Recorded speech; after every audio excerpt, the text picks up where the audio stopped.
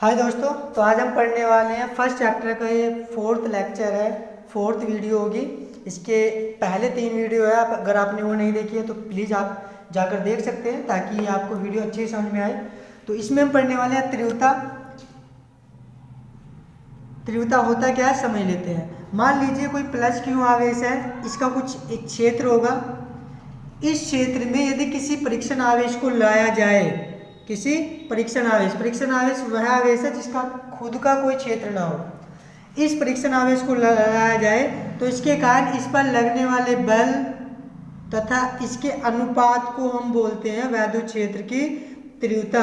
तीव्रता होती क्या है? बल तथा परीक्षण आवेश के अनुपात को वैद्युत क्षेत्र की तीव्रता कहते हैं। या आप अगर परीक्षण आवेश का मान 1 रख दिया जाए तो E इज इक्वल हो जाएगा F। तो परिभाषा यहाँ से बना सकते हो आप कि एकांक परीक्षण आवेश पर लगने वाले बल को वैद्युत क्षेत्र की तीव्रता कहते हैं। ये हम पहले भी पढ़ चुके हैं। तो आज हम पढ़ने वाले हैं किसी बिंदु आवेश के कारण वैद्युत क्षेत्र की तीव्रता। तो बिंदु आवेश के कारण मान लीजिए कोई प्लस क्यू आवेश है, इसके कारण r दूरी पर कोई बिंदु P है जिस पर हमें निकालनी है वैद्युत क्षेत्र की तीव्रता। प्लस क्यू आवेश से r दूरी पर कोई बिंदु P है जिस पर हमें वैद्युत क्षेत्र की तीव्रता ज्ञात करनी है। तो आप लिख सकते हो ऐसे ही कि माना कोई प्लस क्यू आवेश जिससे r दूरी पर कोई बिंदु P है जिस पर हमें वैद्युत क्षेत्र की तीव्रता ज्ञात करनी है। तो चलिए सबसे पहले लिख लेना आप माना वगैरह।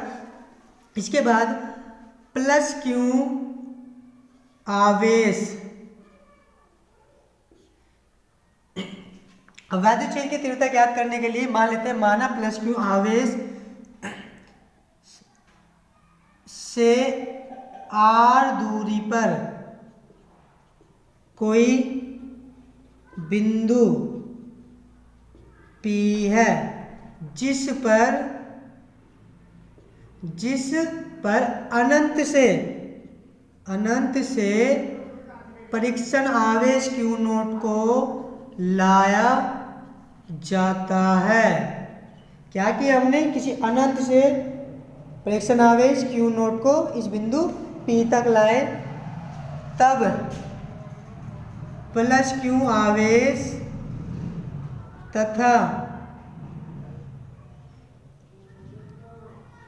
तथा Q नोट के बीच लगा बल F इज इक्वल हो जाएगा Q note by R square.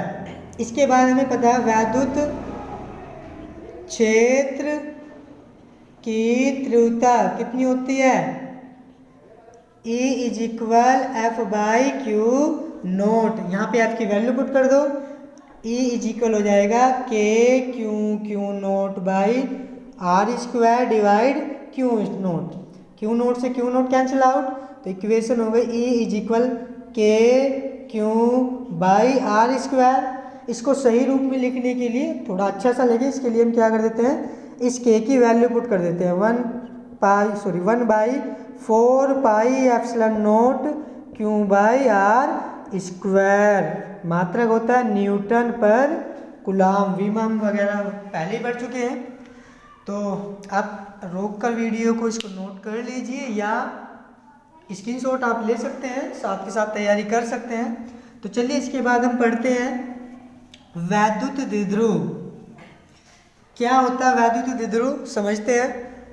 वैद्युत द्विध्रुव एक ऐसा युग्म होता है जिसमें दो विपरीत प्रकृति के परंतु समान आवेश एक दूसरे से अल्प दूरी पर होते हैं। तो ये जो युग्म बनेगा इसको बोलेंगे हम वैद्युत द्विध्रुव। तो वैद्युत द्विध्रुव में आप लिख सकते हो एक ऐसा युग्म जिसमें दो विपरीत प्रकृति के परंतु समान आवेश अल्प दूरी पर स्थित हो, वैद्युत द्विध्रुव कहलाता है।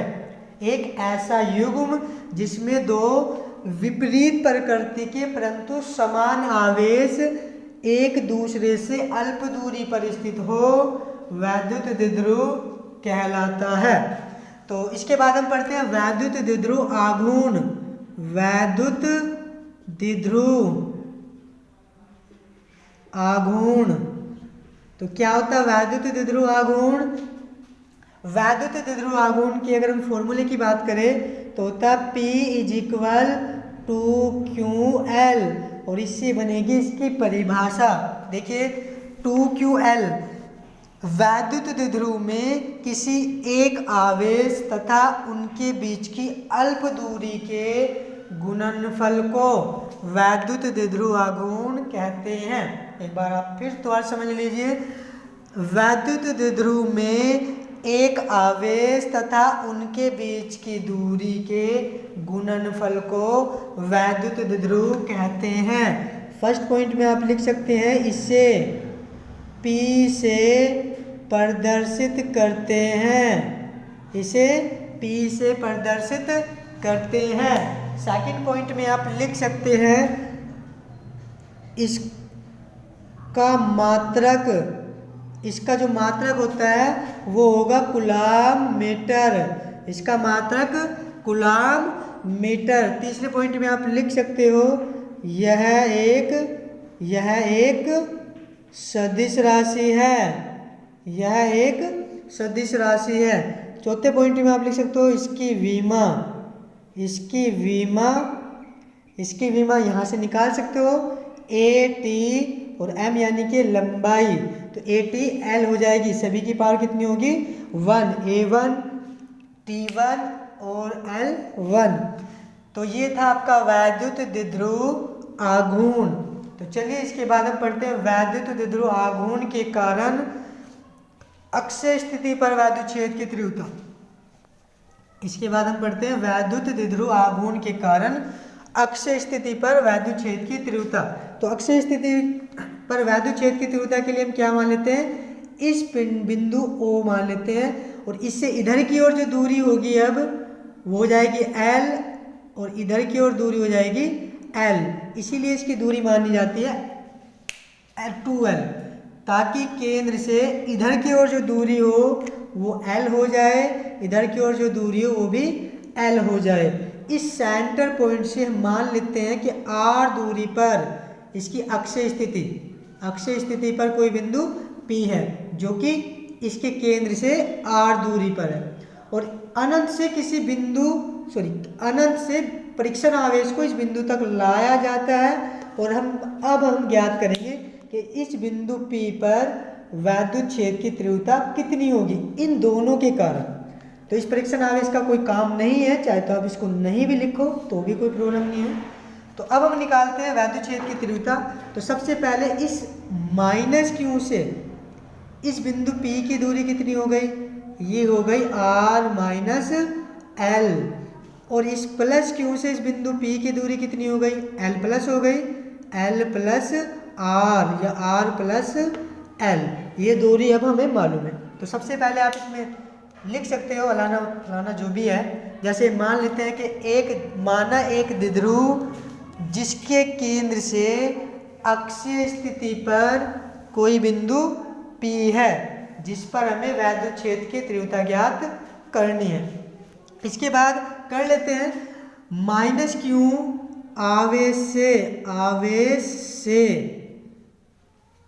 बिंदु P की दूरी कितनी होगी? आप देख सकते हो R - L। अब -Q आवेश के कारण बिंदु P पर तीव्रता कितनी हो जाएगी? E1 मान लेते हैं हम यहाँ पे, और E1 हो जाएगा 1 पाई या K पुट कर देते हैं, KQ/, बीच की दूरी कितनी हो गई? R - L का स्क्वायर। अब इनकी डायरेक्शन नोट कर लेते हैं। सबसे पहले इस -Q के कारण जो डायरेक्शन होगी इस बिंदु P पर वो इधर की ओर होगी, और इस +Q के कारण इस बिंदु P पर तीव्रता की डायरेक्शन इधर की ओर होगी। इसको मान लेते हैं E2 और इसको मान लेते हैं E1। अब देखो यहाँ पे E1 बड़ा होगा E2 से, क्योंकि इसके समीप है, और दूरी जितनी पास होगी उतनी तीव्रता ज़्यादा होगी। तो ये क्या हो गया, यहाँ पे लिख देते हैं कि E1 बड़ा है E2 से। इसके बाद प्लस क्यू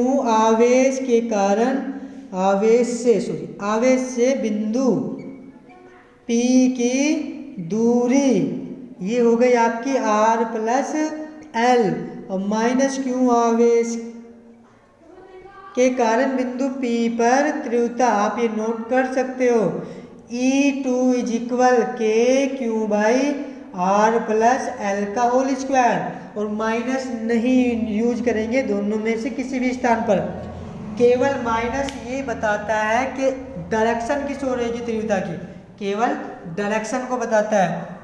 अब निकाल लेते हैं परिणामी तीव्रता,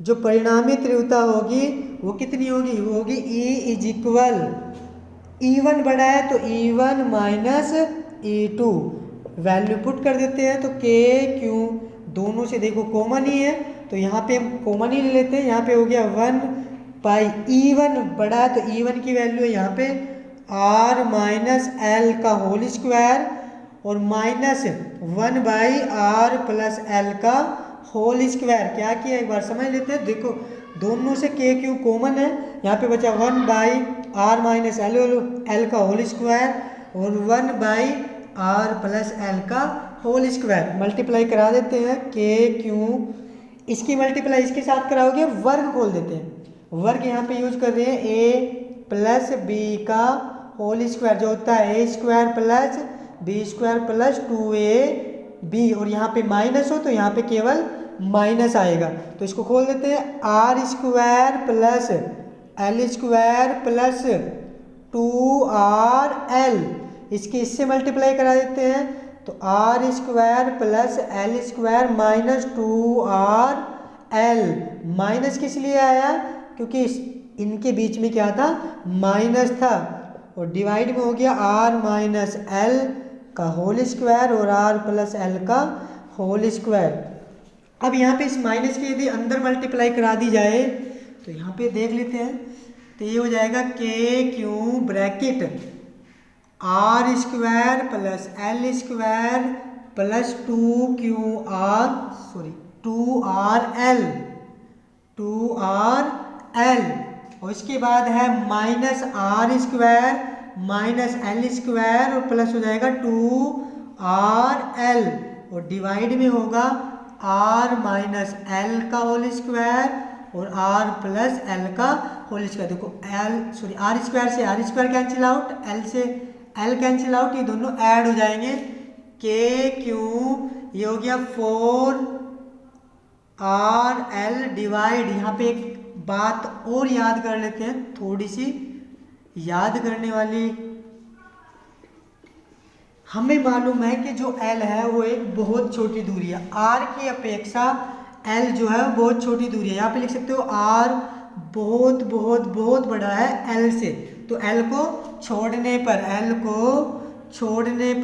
को छोड़ सकते हो, L को क्या करेंगे हम यहाँ पे छोड़ देंगे, तो हो जाएगा के क्यू, इसको लिख सकते हो 2 इंटू R यहाँ पे लिख देते हैं, इसको यहाँ पे एक बार समझ लेते हैं दोबारा से, यहाँ पे हमने क्या किया, केस लिख दिया, इस 4 को लिख दिया गया है 2R, यहाँ से जो 2 बचा उसको लिख सकते हो 2QL, और डिवाइड हो जाएगा R स्क्वायर और ये भी R स्क्वायर।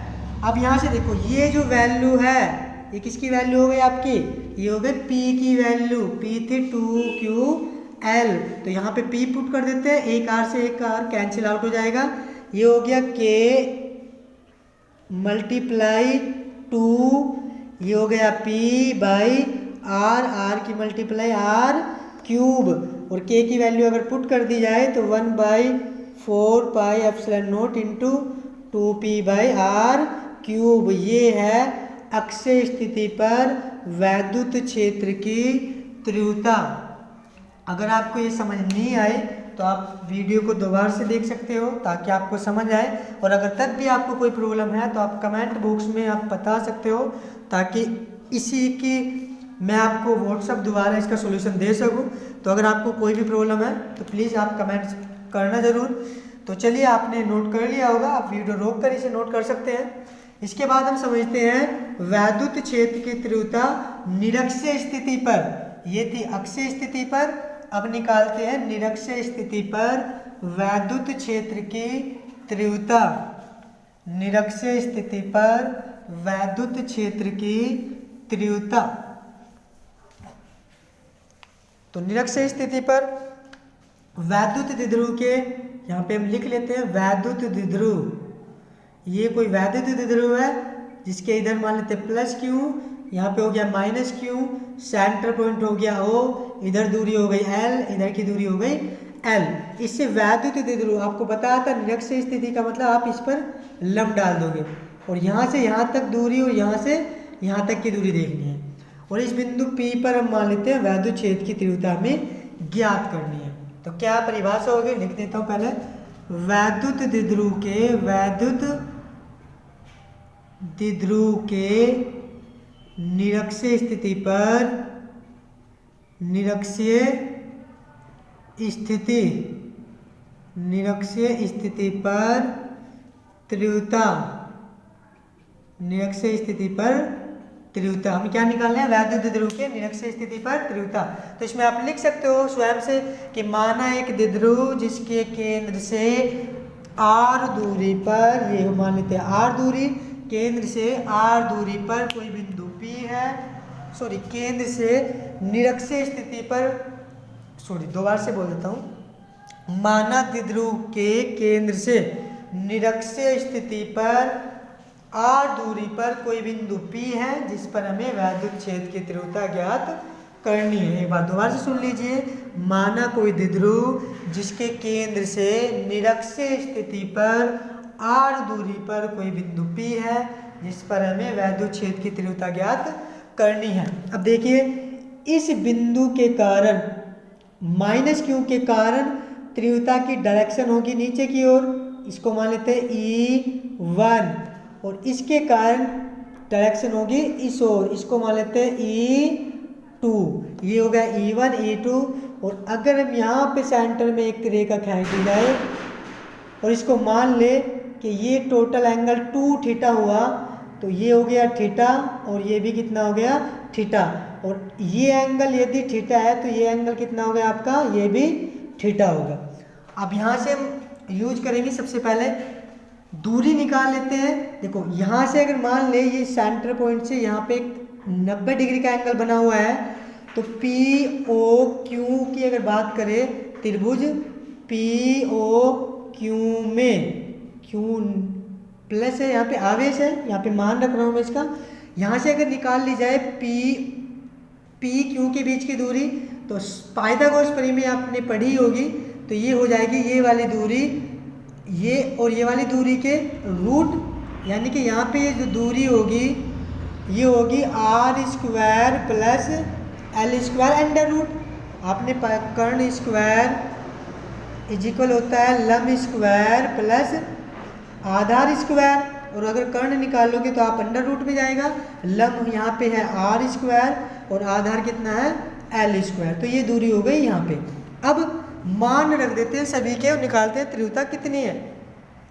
तो क्या निकालेंगे, सबसे पहले प्लस क्यू आवेश के कारण P पर तीव्रता, बिंदु P पर तीव्रता कितनी होगी, प्लस क्यू आवेश के कारण बिंदु P पर तीव्रता होती कितनी है देख लेते हैं। P के कारण प्लस क्यू के कारण बिंदु P पर तीव्रता कितनी है E2, और E2 इज इक्वल हो जाएगा 1 या K लिख लेते हैं यहाँ पे, K Q divide by r² plus l², root हट जाएगा क्योंकि स्क्वायर होता है। फॉर्मूला हमने पढ़ा है K is equal K Q r², square होता है ना यहाँ पे, तो इसका अगर स्क्वायर करोगे तो ये रूट हट जाएगा। इसके बाद माइनस क्यू के कारण तीव्रता E2 है, और E2 हो जाएगी K Q by r² plus l², same ही हो गई। देखो ये और ये सेम है, तो इसको मान लेते हैं किसी के इक्वल, ये मान लेते हैं x से, इसको क्या मान लिया हमने x, ताकि हमें ज़्यादा प्रॉब्लम ना हो। अब निकालते हैं परिणामी तीव्रता। तो परिणामी तीव्रता आपकी हो गई परिणामी तीव्रता। अब हमें निकालनी है इनकी परिणामी तीव्रता। तो परिणामी तीव्रता कितनी हो जाएगी? परिणामी तीव्रता हो जाएगी E is equal under root, क्योंकि फॉर्मूला हम पढ़ चुके हैं, under root E1 square under root E2 square 2E1 E2 cos, यहाँ पे कितना है 2 थीटा, क्योंकि ये एंगल कितना है इनके बीच का एंगल, ये है 2 थीटा। ये फॉर्मूला हम पहले चैप्टर में पढ़ चुके हैं, कक्षा 11 में भी है, या फर्स्ट चैप्टर में इससे शुरुआत में लिखा गया था कि बल के बीच यदि एंगल थीटा होगा तो ये फॉर्मूला अप्लाई होगा। अब इन सभी के मान रख देते हैं यहाँ पे, under root X square plus ये भी हो गया एक्स स्क्वायर, सॉरी मार्कर जी चेंज हो गया, अंडर रूट यहाँ पे हो जाएगा under root X square plus 2x into X cos 2 theta. अब यहाँ पे क्या कर सकते हैं, under root 2x square plus ये भी हो जाएगा 2x स्क्वायर और ये कोस 2 थीटा। यहाँ से देखो कॉमन कितना है, अंडर रूट ये कॉमन हो गया 2x स्क्वायर, तो यहाँ पे बचा 1 और यहाँ पे हो जाएगा प्लस कोस 2 थीटा। और यहाँ से आपने इसका फॉर्मूला पढ़ा होगा, कक्षा 11 में भी है, यहाँ पे लिख देता हूँ 1 plus cos 2 theta is equal होता है 2 कोस स्क्वायर थीटा। तो यहाँ पे आ जाएगा 2x स्क्वायर, इसके स्थान पर कितना हो जाएगा 2 कोस स्क्वायर थीटा। अब यहाँ से देख लेते हैं 2 2 4 होगा तो 2 रूट से बाहर आ जाएगा, एक्स स्क्वायर है ये भी बाहर आ गया और यहाँ पे कितना है कोस थीटा, ये भी बाहर आ गया आपका। अब यहाँ पे हमें केवल थीटा की वैल्यू चाहिए, कोस थीटा की। तो कोस थीटा की वैल्यू हम यहाँ से निकाल सकते हैं। देखिए कोस थीटा बराबर आप कक्षा 10 में पढ़ चुके हैं, आधार बटे कर्ण ए बटे के। अब देखो कोस थीटा आधार कितना है, यहाँ से आधार है एल और कर्ण कितना है ये वाली दूरी, क्योंकि ये 90 डिग्री का कोण है, सामने की भुजा होती है कर्ण। तो ये हो गया under root R square plus L square, ये वाली वैल्यू यहाँ पे पुट कर दो। इसके बाद हो जाएगा 2x की वैल्यू पुट करो, x की वैल्यू यहाँ से है k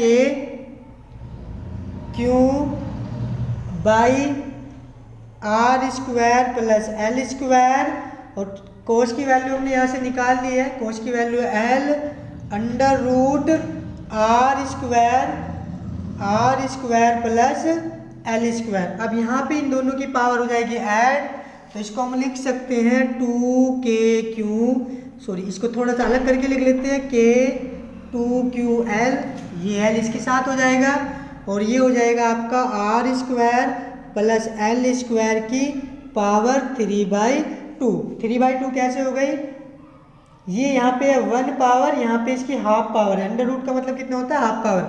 1 को यदि 1/2 में ऐड करोगे तो 2 1 जा 2 और 1 3/2।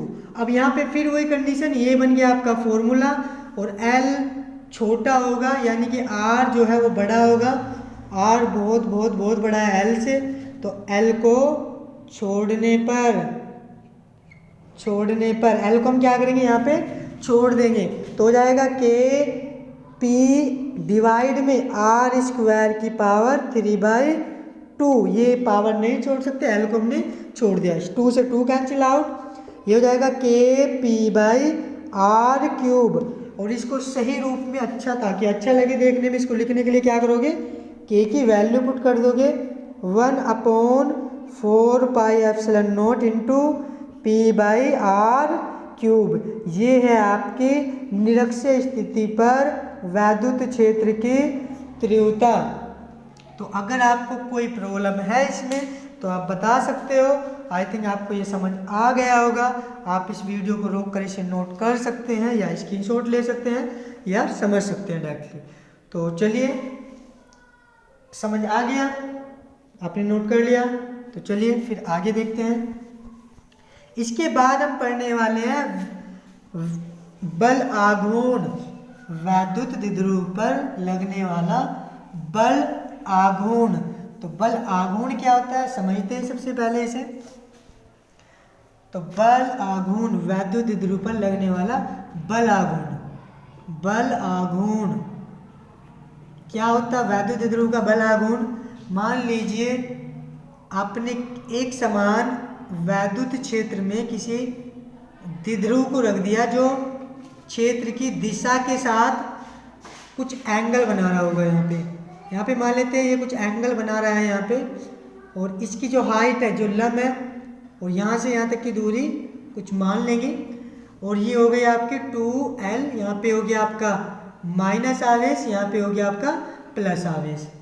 अब ये जो दूरी है, ये जो दूरी होगी, ये इसको यदि हम निकाल लें, यहाँ से अगर हम दूरी निकाल लें, दूरी कैसे निकाल लोगे? मान लो ये पॉइंट A है, ये B है और ये C है, हमको निकालना है लंब, और हमें मालूम है ये एंगल बन गया थीटा, और हमें पता है साइन थीटा बराबर होता है लंब बटे आधार, सॉरी कर्ण, लंब बटे कर्ण, और साइन थीटा बराबर लंब आपका है AB और कर्ण आपका है 2L।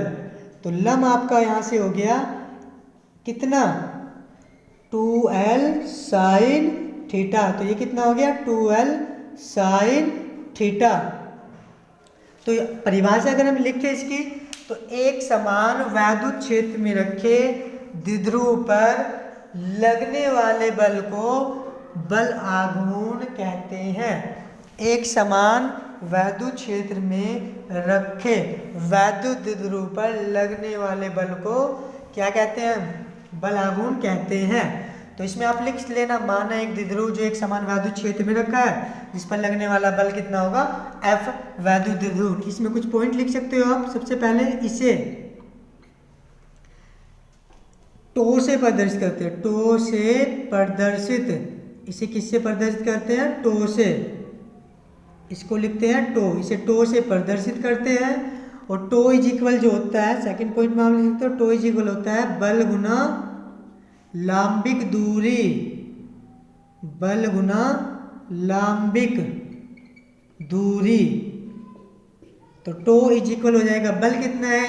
F इंटू लांबिक दूरी कितनी होती है? लांबिक दूरी है 2L साइन थीटा, और F की वैल्यू हम यहाँ से निकाले तीव्रता से, तो तीव्रता के इक्वल हो जाएगी E/Q, और यहाँ से F की वैल्यू अगर निकाल ले तो EQ, और यहाँ पे ये वैल्यू कर दे पुट, तो टो इज इक्वल हो जाएगा EQ multiply 2L sine theta. और ये 2L ये किसके इक्वल होता है? ये हम पढ़ चुके, P इज इक्वल होता है 2QL। तो टो इज इक्वल हो जाएगा PE साइन थीटा, और ये होता है आपका बल आघूर्ण। मात्रक इसका कितना होगा? यहाँ से आप मात्रक निकाल सकते हो इसका। P का जो मात्रक होता है कितना होता है? P हमने पहले पढ़ा है, आपको याद होगा, इससे पहले क्या था? वैद्युत द्विध्रुव आघूर्ण, जो क्या था? 2QL। और इसका मात्रक कितना होता है? इसका मात्रक होता है C, इसका मात्रक होता है M कूलम मीटर, और E क्या? तीव्रता, और तीव्रता का मात्रक कितना होता है? तीव्रता का मात्रक होगा यहाँ से इसी के साथ, तीव्रता का मात्रक होता है न्यूटन पर कूलम, ये कट जाएगा, तो इसका मात्रक कितना हो जाएगा? Newton metre. इसका मात्रक होता है न्यूटन मीटर। ठीक है, विमा आप इसकी स्वयं से लिख लेना न्यूटन मीटर के अकॉर्डिंग। चलो फिर भी मैं ही लिखाता हूँ। इसकी विमा जो होती है, विमा होगी MLT-2, ये होती है न्यूटन यानी कि बल की, और M मतलब लंबाई। तो विमा कितनी हो गई आपकी इसकी? ML2T-2। तो ये था आपका बल आघूर्ण। इसके बाद मैक्सिमम कब होगा? ये मैक्सिमम होगा जब साइन थीटा इज इक्वल 1 हो, और थीटा में बल की वैल्यू कितनी होती है? जब थीटा इज इक्वल कितना हो? π/2, यानी कि जब ये इसके लंबवत होगा क्षेत्र के, यदि ये लंबवत हो तो इस पर लगने वाला बल क्या होगा? मैक्सिमम। और कम कब होगा? यदि साइन थीटा इज इक्वल 0 हो। 0 हो जाएगा कब? यदि 0 तो थीटा की वैल्यू कितनी होगी? 0, यानी कि इसके समांतर हो जाए। तो इसमें आप 2 पॉइंट करके लिख सकते हो, यदि द्विध्रुव वैद्युत क्षेत्र के लंबवत हो तो लगने वाला बल आघूर्ण मैक्सिमम होता है। मैक्सिमम कितना होगा, tau is equal P E. और यदि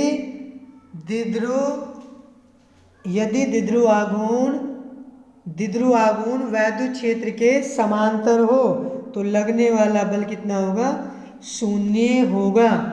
तो आई थिंक आपको ये आज की वीडियो पसंद आई होगी। अगर आपका जो भी कमेंट है आप कर सकते हो। प्लीज़ चैनल को सब्सक्राइब करें अगर आपको आगे ही ऐसे पढ़ते जाना है। हम टोटल कंप्लीट कोर्स कराएंगे इसका। तो थैंक यू, कमेंट ज़रूर करें और हो सकता है तो वीडियो को लाइक करें अगर आपको पसंद आई हो तो चलिए नेक्स्ट वीडियो में मिलते हैं। धन्यवाद, थैंक यू।